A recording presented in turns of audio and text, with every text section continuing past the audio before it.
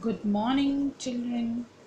In a previous video, we read about breathing in case of land animals and water animals.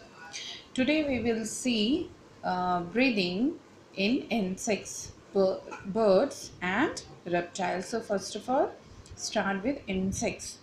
Now, children, insects have holes on their bodies which are called as spiracles, and air enters into the body of insects through these holes. If you will consider it as the surface of the insect's body, you will see small holes present on the surface.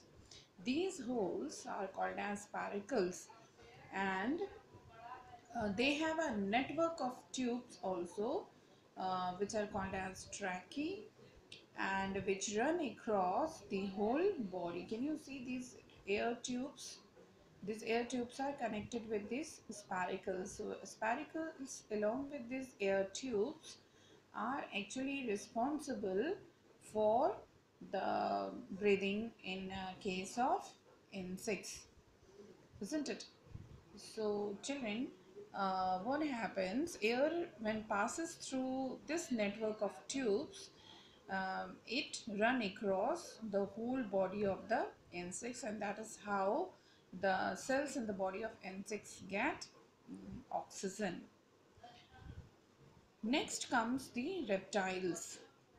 Children, as we human beings are having lungs, reptiles too have lungs in their bodies which help them to breathe.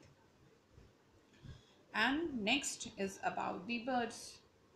Now, birds have lungs also, and they take in oxygen through the holes on the upper portion of their beaks. Have you ever seen a bird carefully?